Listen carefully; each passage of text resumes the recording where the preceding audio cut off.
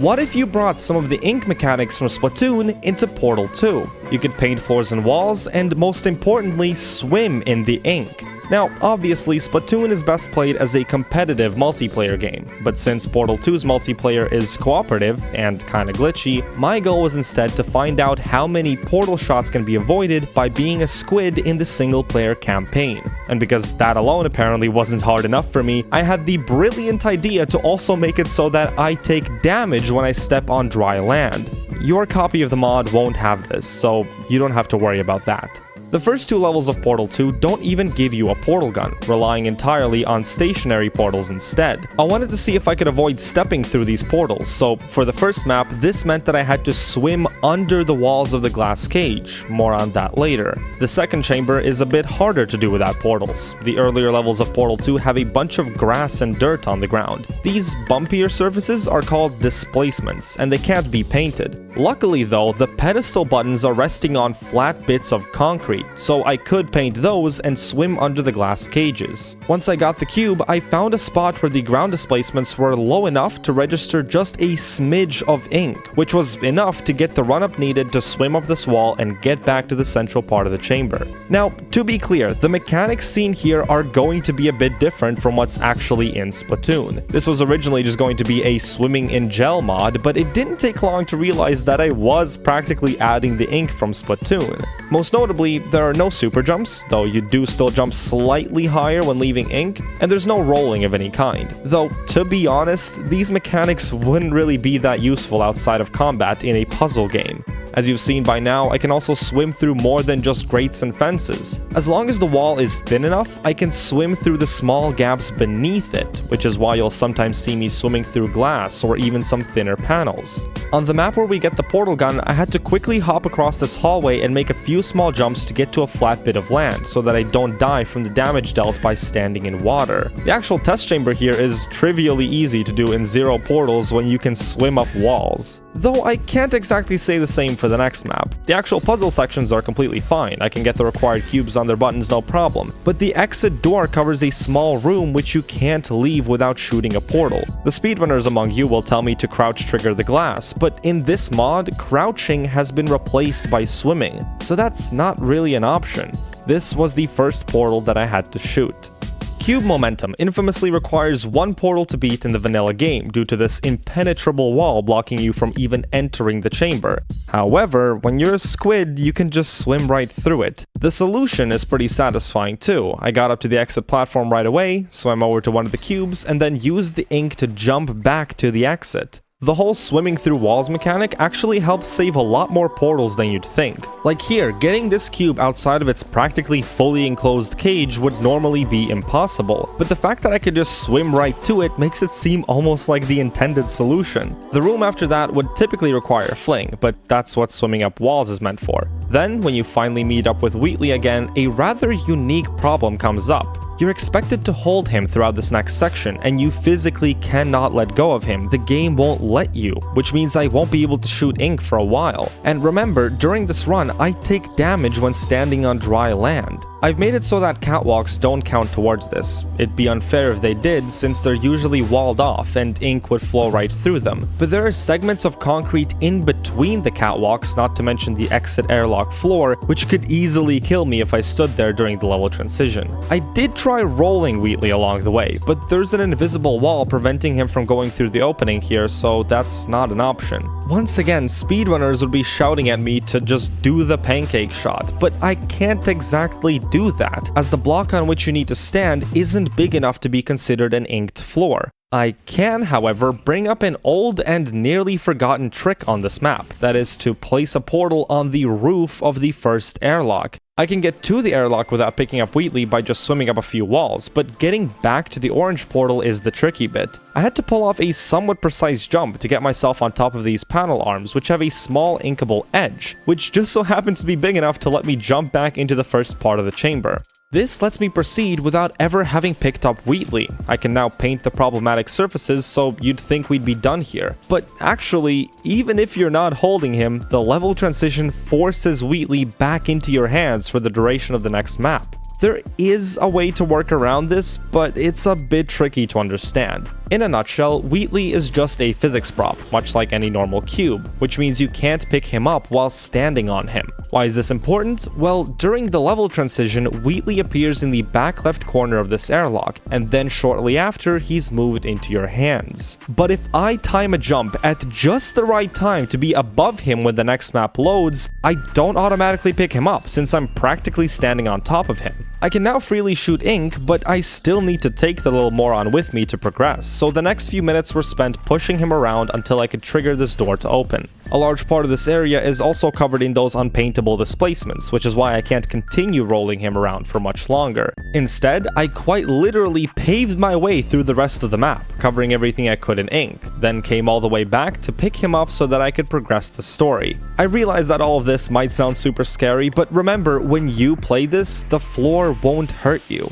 That's just my own masochism. So if you do want to swim around in some ink, you'll find a free download for this mod in the description, next to a nice round button that says subscribe. You should probably click that if you've been enjoying this so far. Anyway, with the first chapter almost over, the incinerator is all that's left. Annoyingly, there are a bunch of areas here covered in displacements, making them uninkable. Once I got past those, however, things started speeding up a bunch. The next few maps attempt to introduce lasers, though the first chamber of its kind places the exit right in front of the entrance, and doesn't actually require you to solve the puzzle in order to open the exit door. Similarly, on the next map, I could just get the cube and swim up to the exit platform without ever having to touch a laser or shoot a portal. However, dual lasers wasn't going to be so easy. Solving the chamber requires you to redirect a couple of lasers into their receptacles. One of these can be handled with the help of a cube, but the other one unfortunately does require portals. That means we're up to a total of 4 portals so far, which is still so much slower than what you can do normally.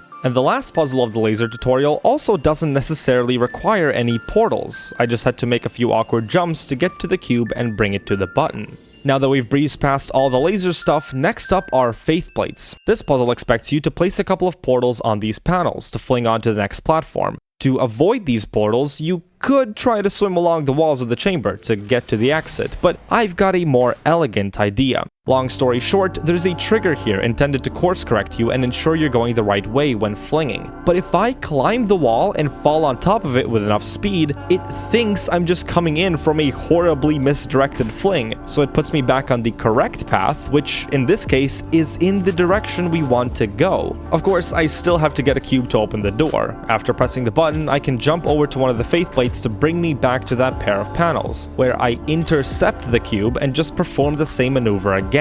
The iconic companion cube level is really just one big pit with easily scalable walls. I didn't end up having to actually pick up the cube at any point. It's kind of funny how the exact maps where I'm supposed to be introduced to a new element are the ones where I can skip that element entirely. Like here on Fizzler Intro, I can avoid the large Fizzler by swimming up the wall and through the glass next to it. Okay, this is Ceiling Catapult, and it's probably one of my favorite chambers to play with this mod, because it introduces a super cool mechanic that I haven't been able to show off just yet. The start of the chamber is nothing unusual. I can climb up the wall to avoid having to use the catapult, but the actual puzzle typically requires you to pass a laser through a couple of portals. In my case though, I did this.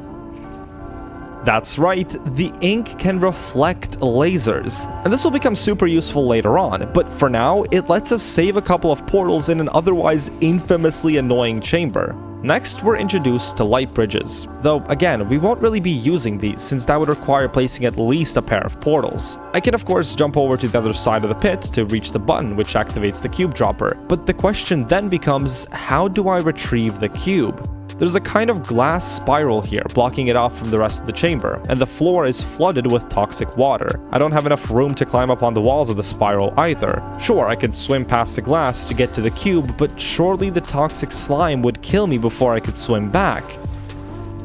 Or would it? Well, because I dive into the water from such a great height, I have enough buoyancy force to leave the water for a second and regenerate a bit of health each time I do. So, ironically, diving deeper into the sludge is what bought me time to get to safety. The next chamber also has a light bridge and a cube dropper above water, but I won't really be able to swim my way out of this one. I can jump to grab the cube while it's falling and land on a bump in the opposite wall, but getting back is much harder than that. I tried doing a couple of cube hops, but for a very technical reason that I won't get into right now, cube hops behave slightly differently when this mod is enabled. I couldn't even be sure that this trick is possible, so after trying and failing for 20 minutes, I decided to just shoot a pair of portals and jump through those. Reaching the exit platform wasn't an issue, as one jump from ink covers this whole gap. You might have been wondering what happens to turrets in this mod. Well, in the copy that you'll receive, they lose track of you when you're swimming, but in my case, I still had to carefully eliminate them one by one. That's not really that much more difficult though.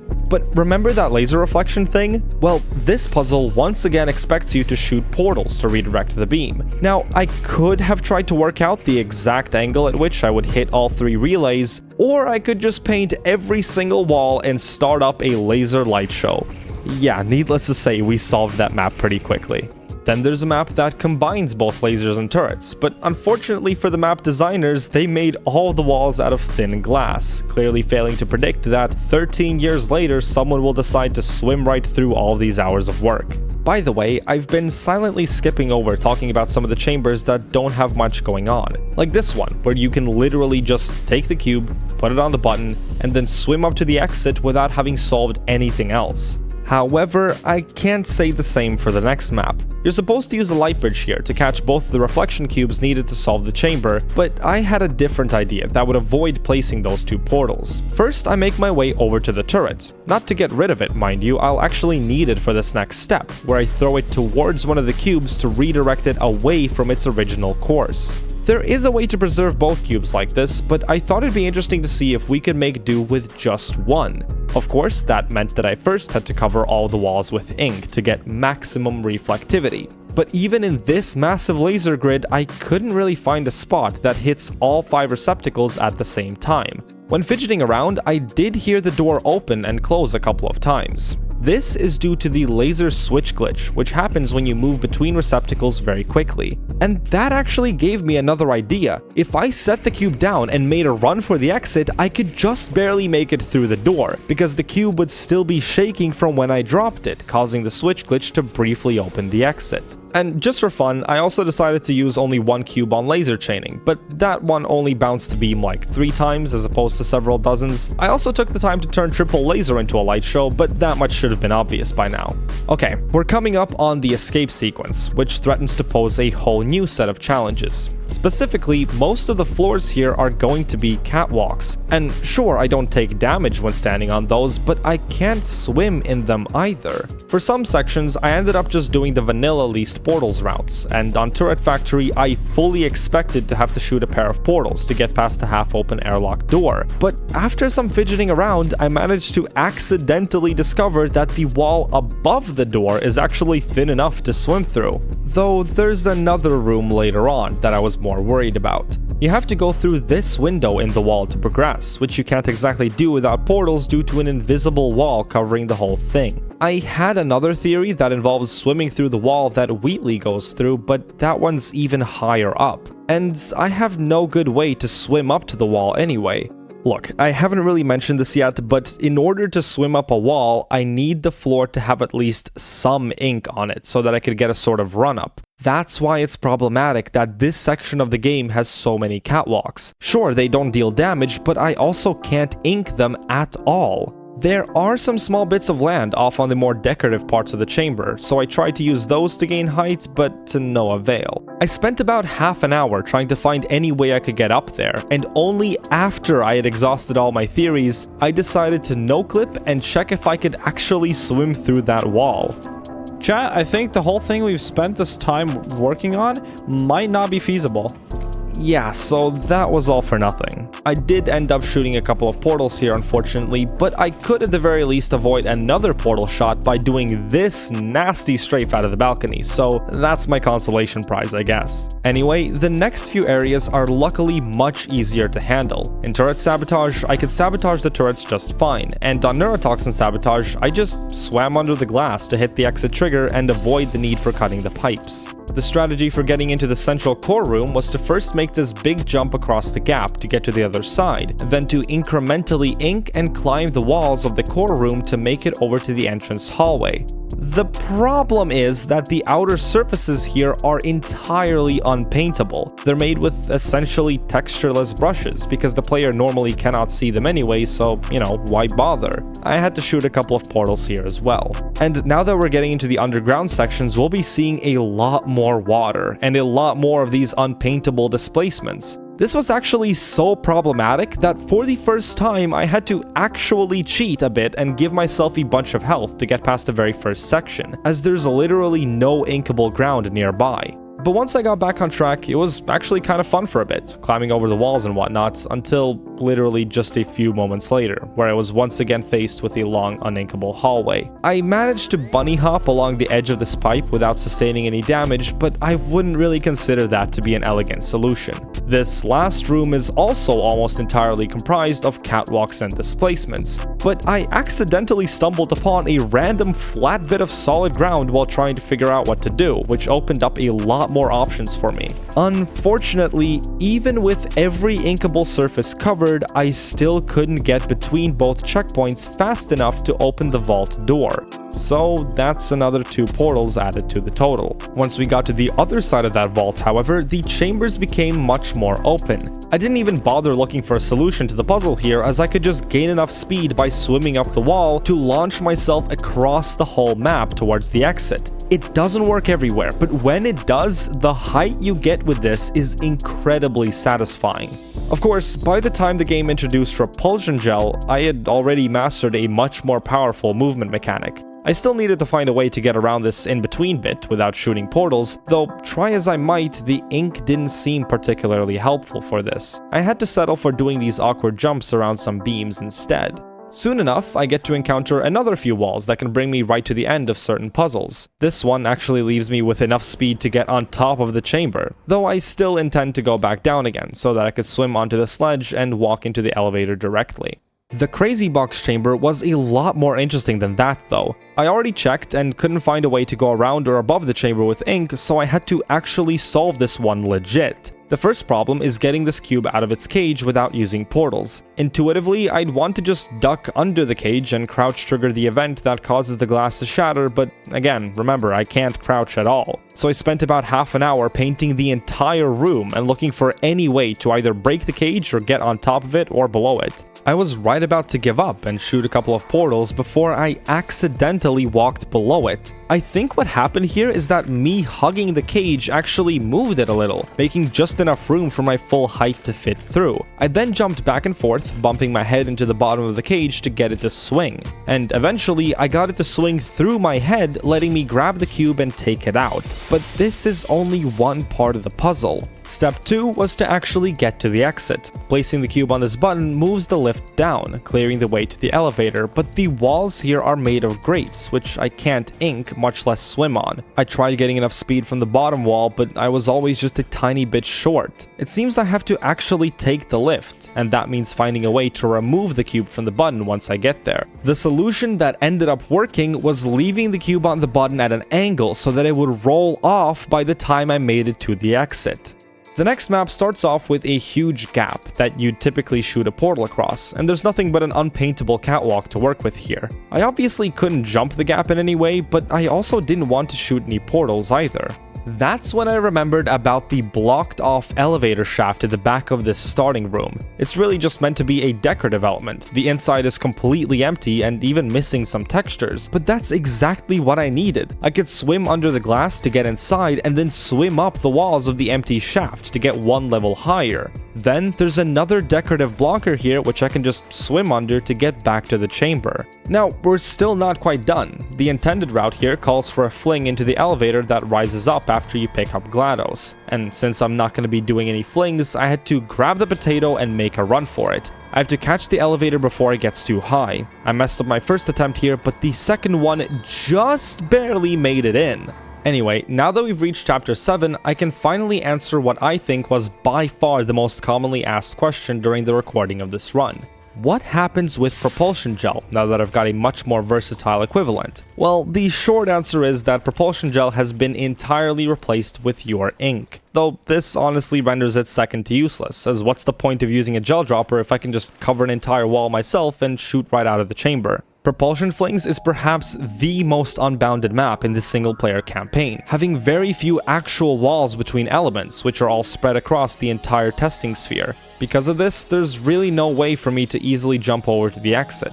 The intended solution involves covering this panel here with repulsion gel and bouncing off of it with a fling, though then I'd have to get the cube and use at least 4 portals. So instead, I chose to run up the only available wall and then jump into these 2 portals, exploiting a speedrun trick that boosts me across to the exit. Next up is the map that introduces you to Conversion Gel, which I obviously have no use for due to my stubborn avoidance of portals. There's once again a decorative elevator shaft in this map, but this one has a low floor with a death trigger, and the top is completely blocked off. There is also an actual elevator shaft here, but more on that later. For now, I had to find a way to get myself out of this starting area. There's just a small little catwalk here, no ground to initiate a wall climb. I ended up just jumping on top of this sign here to shoot a portal next to the stairs so that I could progress. The actual conversion gel room is completely empty. I've had to remove the gel, mostly due to technical reasons, but also because it really does not matter when you can swim up walls. Besides, the real challenge only appears when we reach that elevator shaft I mentioned earlier. I can make it most of the way up by swimming up on one of the walls, but I quite literally hit a hard stop on these overhangs. I can't swim on ceilings or swim through ceilings, so I had to find a wall to climb on. There are these elevator rails, but they can't be inked. The surfaces behind them can though. These happen to be just close enough to let me swim up the rail onto the exit platform. I tried to gain height in some similar way on the next map, but these little overhangs prevent you from just swimming straight up on the beams. Besides, the horizontal beams themselves are made of an uninkable rusty metal material, which certainly doesn't help.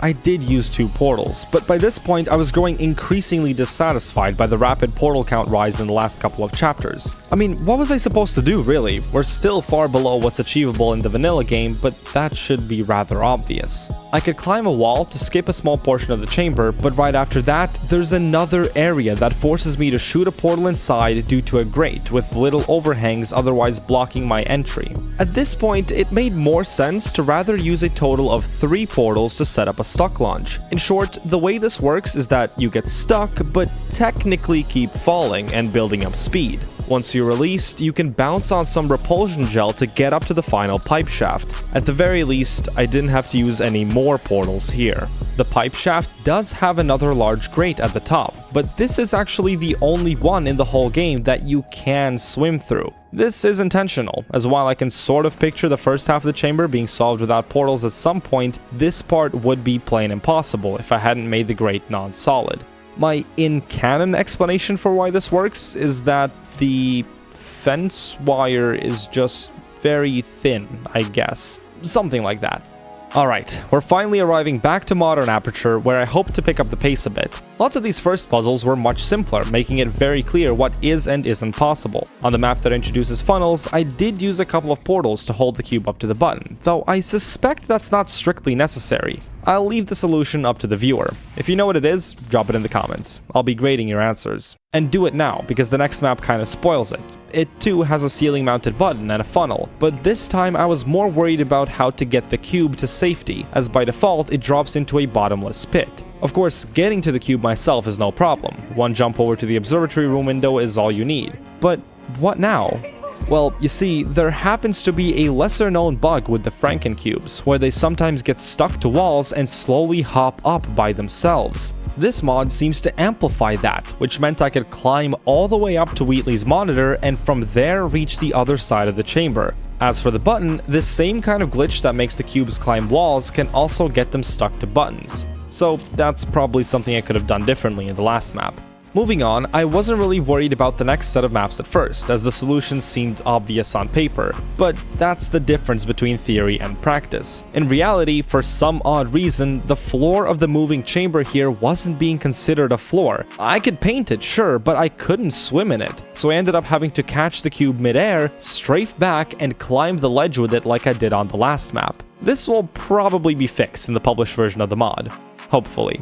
I'm not sure, I haven't looked into it yet. With the cube in hand though, I could take the Faith Blade back and do a cube hop to get into the main chamber. And as I had speculated earlier, the next 5 maps did have trivially easy solutions. Polarity had me quite literally just going in a straight line to the end. Funnel Catch was kinda tricky, I guess? I had to swim to the top of one of the walls to transition into a horizontal swim, which brought me to the exit platform. Stop the Box was surprisingly easy too. I just put the cube on the button and swam away from the turrets before they had time to lock on. Laser Catapult is once again a straight line up to the exit, and Laser Platform was... well, I'm just not really a fan of this map, so I didn't mind using a couple of portals if it meant getting out of the chamber as quickly as possible.